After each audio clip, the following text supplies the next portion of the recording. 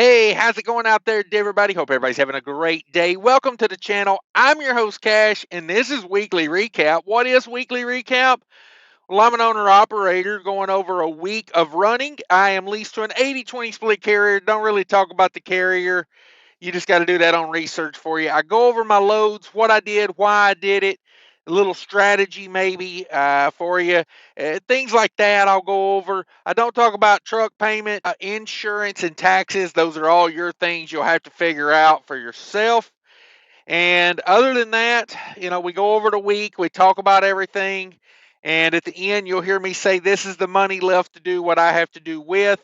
And that's where you would plug in those things I don't talk about. These numbers are just to kind of, give someone a reasonable idea of what it's like to be an owner operator, operating a semi truck in the United States for 7 days or less. This is actually a 6-day week we're looking at right here. This load wouldn't fit in here, okay, because I finished up in Ohio on this week. This week is from March, the third week of March 2025. Probably going to be 2 weekly recaps coming at you in 1 week real soon. I'm trying to get caught up. The week after this is a short week, and then I took a week of vacation. So that should tighten up the gap. I don't like being this far behind. I'm almost a month behind right now. So we'll get that tightened up a little bit. And let's get to the week. This was a pretty doggone good week. Pretty standard stuff. I've done all of these loads before in the past. That's what I like to do. Just rinse and repeat, do the same load over and over and over, as long as I can.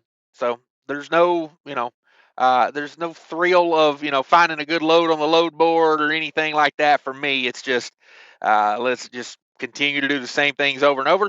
So I like to go Minnesota out and back.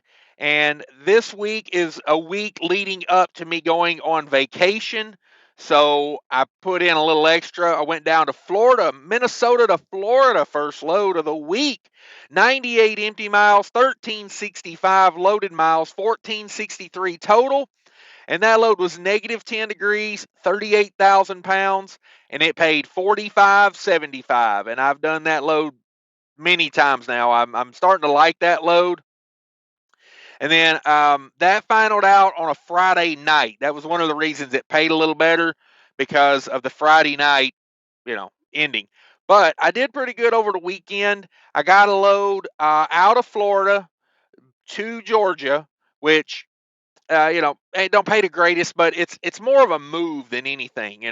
That load was Florida to Georgia, 32 empty miles, 355 loaded miles, 387 total miles, and that load was negative 10 degrees, 18,000 pounds, and it paid $580. So, not great, but kind of what I would expect out of Florida. I really don't like putting freight on the trailer for that little of money, just because things go wrong, and then you're stuck sitting on a load that paid $580, of which I didn't put it in the weekly recap because I'd already written all this out before, but they did give me $120 detention on that load because the unload in Georgia was stupid.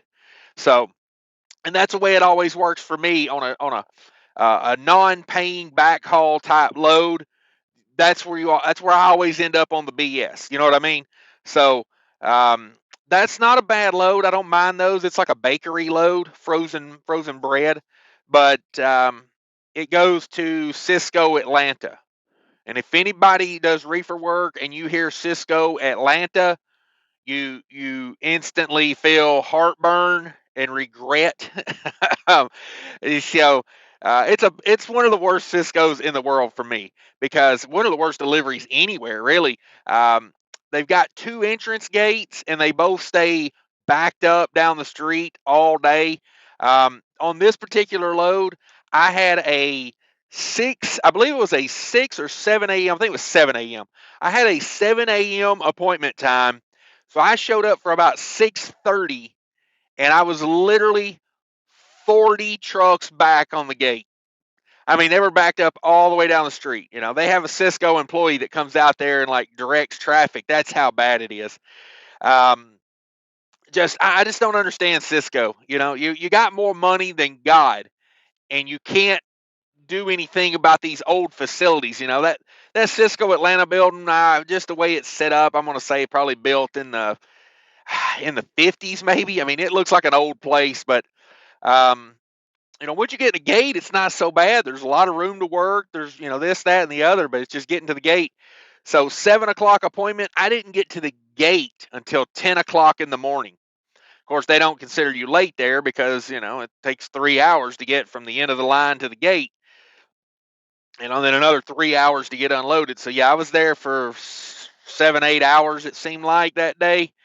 And then they took about 2 weeks, but they did give me $120 detention on that. I wish I would have included it on the numbers, but I'm not going back and redoing all this math just for flex on getting detention for the first time all year. Detention has become such a beast to get. I don't know if you guys are experiencing that as well, but if it's not a customer that I work with all the time, I don't even turn in detention. I had one the other day. I can't remember the broker, maybe Coyote or one of those, big brokerages. And I went to turn in detention, and they're like, if it's not over 4 hours, it's not even worth turning in. And I'm like, really? Because the rate con says 2 hours, and they're like, yeah, we turn those in all the time, and they never get paid out. So I was like, man, that is a bummer. But anyway, turn that $580 load into a $700 load. I'm okay with it. It moved me to Georgia. I already had a load in Georgia, Georgia to Ohio. And that load, 58 empty miles, 485 loaded miles, 543 total miles on that. And that loads 26 degrees, 40,000 pounds, as you can imagine, chicken. So that load paid $1,400. That's pretty good coming out of Georgia on a chicken load. Almost, like probably like 250 a mile, something like that. Not horrible.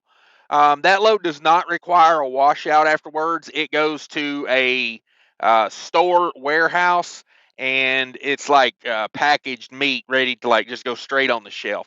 So that's not too bad of a chicken load. I don't mind those. I do those all the time. That exact same run over and over.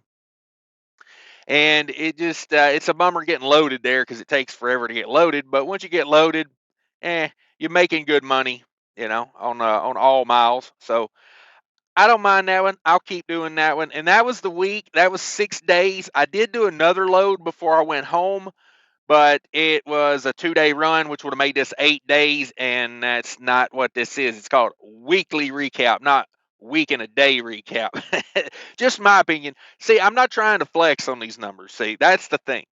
I want you to see what it really is, because I would feel horrible if I tried to show out and make everybody think, oh, being an owner operator is so glamorous. And then everybody becomes an owner operator, and then they realize cash is full of crap. Okay. So I don't want that. I'll tell you about the $580 load out of Florida. It's what it is. Like I say, these numbers are not to brag and they're not to complain. They just are what they are. It's the best I could do in a week is what this is. So it was a 6-day week. We wrap it up at 6 days. Decent week for me. I'll take this most weeks. I mean, honestly, but back to that Georgia to Ohio load. I know they're paying better on those Georgia loads to Ohio, because Ohio is tough these days. Ohio used to be. It's very industrious. You know what I mean? When I think Ohio, I think of a lot of factories, a lot of warehouses. It's just not there anymore. Not the. I don't know about the manufacturing or the warehousing. That I'm just talking about the money and the freight. Like either it's covered or whatever. But somebody's doing that crap for real cheap. Let me tell you, because Ohio used to be. It was a good mid-run spot for me. It was like, okay, if I'm in Virginia, instead of taking Virginia rates all the way back to Minnesota, I would Virginia to Ohio. And then I was like, okay, there's a good chance I get something decent out of Ohio back to Minnesota, And it's not that anymore. It's basically turned into, West Virginia. It's like West Virginia now. It is to me, Ohio. I'm going to start calling it West Virginia, because I don't do good out of there anymore, really. I mean, they got some decent loads out of there, but I feel like if you can come out of Ohio for $2 a mile now, it's like you count that as a win. And it's like, what is that? I used to do decent out of Ohio, especially back to Minnesota, Wisconsin, Minnesota. I mean, I could get, $2.53 a mile on most of those. Um, Not so much anymore. Not so much anymore. I used to have a pretty consistent run I did out of Zanesville, Ohio, over there where the Loves is. I used to do a load out of that little town there back up to Minneapolis. And, that used to pay pretty good. It was, $2.53 a mile. Now, if you can even get them, they're $1.75 a mile. And it's just like, okay, whatever, whatever. But anyway, that was the week. Minnesota to Florida, Florida to Georgia, Georgia to Ohio. Let's get the rundown on the numbers. I made me and my carrier together, total gross, $6,555. My 80% of that works out to $5,244. All miles, 2393 all miles.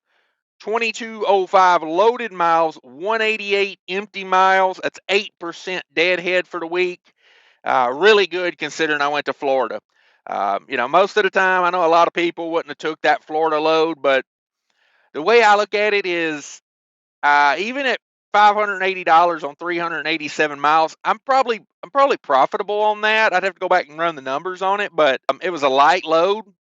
And it was another banger part of it was it picked up on a Saturday, picked up on a Saturday afternoon and delivered Monday morning.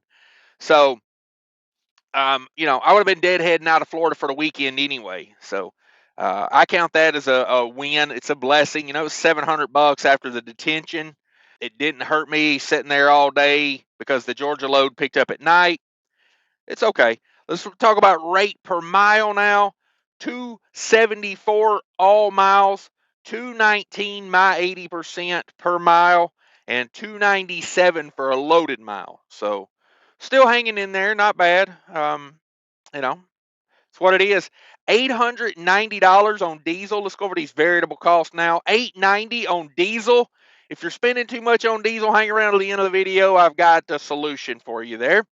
And $890 on diesel, $207 on the reefer fuel, $56 on DEF, 0 on tolls, 0 on parking, and 0 on scales. So I count all of that as a win. So variable cost was $11.53 variable cost. And we bring over my 80%, the $52.44, subtract out the $11.53 in variable cost, and that leaves me $4,091 left to do what I have to do with. So you run the numbers on it from there, and think about is being an owner operator worth it for me? And I hope these numbers help you. If you know someone that wants to be an owner operator or is thinking about buying a truck, send them this video, maybe help them out a little bit. It is a tough time to be an owner operator right now. The glamour and the glory is long gone. The COVID numbers are hell, they're a half a decade behind us now. You know what I mean? It's been years since that. And now we're in a whole new world of, an influx of foreign drivers that are willing to, work for less. That's just what the facts are right now. The economy's not as good as it could be for whatever reasons. I'm not a political guy, but um, when you see the giant influx of, you know, foreign drivers, that's got something to do with rates. Because they had the program where all the mega carriers, the ATA type companies, were sponsoring visas for drivers, and you know why they do that? They do it because they know those people coming over here, they will do it for less than someone that was born here and has, the standard of pay that they want. And that's just where we're at right now. That is your competition. So keep that in mind. There's also a lot of illegal things going on in trucking right now. A lot of these, companies that are based outside of the U.S. and a lot of them that are based in the U.S. We're doing logbook resets. We're doing um, just all kind of illegal stuff. Riding around with no insurance, right? Just doing this stuff that shouldn't be done. And That's what your competition's up to, so keep that in mind. And that's weekly recap, everybody. That's my opinions, solely based on my thoughts and what I see out here. So take care of each other out there, and remember, people are more important than trucking. Hi, I want to talk to you real quick about the ES Advantage card. Do you need discounts at major truck stop chains? They got them. Do you need discount on shop rates at TA and Love's? They got them. Tire discounts. They even got health insurance now. Click the link down below. Easy application, no credit check. Sign up. They give you a call back, take all your information, and you'll be in the network. How important is Wi-Fi?